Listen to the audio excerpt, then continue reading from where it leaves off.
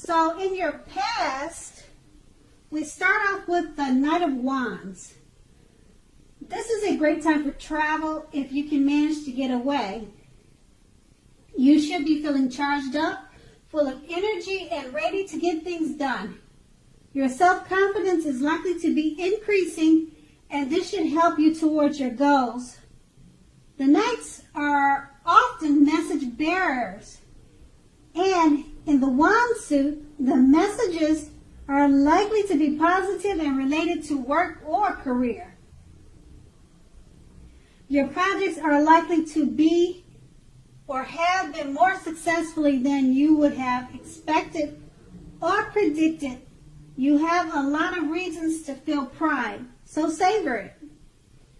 And we clarify this card of your past with the Four of Pentacles. So the Four of Pentacles can be a great card about holding on to things. Well, actually, it can be a card about holding on to things, people, money, or situations longer than it is healthy for you. When this card appears in a reading, it's a sure sign that you must look carefully at what you are clinging to and whether others are clinging to you in an unhealthy way. Relax. In general, the Four of Pentacles can point to anxiety, fear about money, and or a clinging to whether it is that makes you feel secure. So it's a fear about money or clinging to whatever makes you feel secure. So the key here is to try to realize that being anxious and grasping does not bring security. So with these two cards,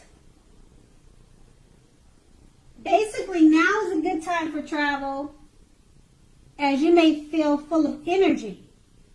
Try to take a relaxing trip that would help relieve anxiety and fears about money, people, and situations. And once again, that was your past. So now let's move on to the present. In the present, we have a High Priestess. The High Priestess is a very spiritual card, often with sexual overtones. It can mean that you are in a phase where you are going to be much more physically attractive to others. The High Priestess is tied to the moon, to femininity, and to inspiration. This is a time to rely on your intuition and your inner knowledge, rather than your conscious mind or intellect. It is also important that you pay attention to your dreams right now. Keeping a dream diary or a journal would be a good idea. And we clarify the High Priestess card with the Seven of Cups. Now, the Seven of Cups is a card about choices. It often indicates confusion and can even also point to disorganization and too much going on. In general, this card points to a need to narrow your focus. When it appears, you are probably trying to do too much and doing most of it not very well. Choose just a few of things that are on your plate and work through these items one by one carefully. You may be feeling overwhelmed, so remember that you can control, at least in some areas, how much you are trying to take on. So with these two cards, once again, since people may be drawn to you and find you much more attractive now, you may have a hard time dealing with all the attention You may be overwhelmed, but just remember to enjoy it. Next, let's move on to the challenge. The challenge is the Eight of Swords. With the Eight of Swords, you may be holding yourself back because you fear moving into the future, or because you are wary of getting hurt by a new situation, or maybe for no reason at all. Think through what it is that you are afraid of, okay?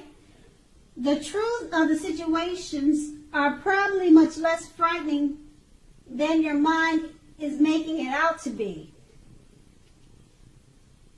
And we clarify this card by the Knight of Pentacles, which points to messages, often with regard to money and finances.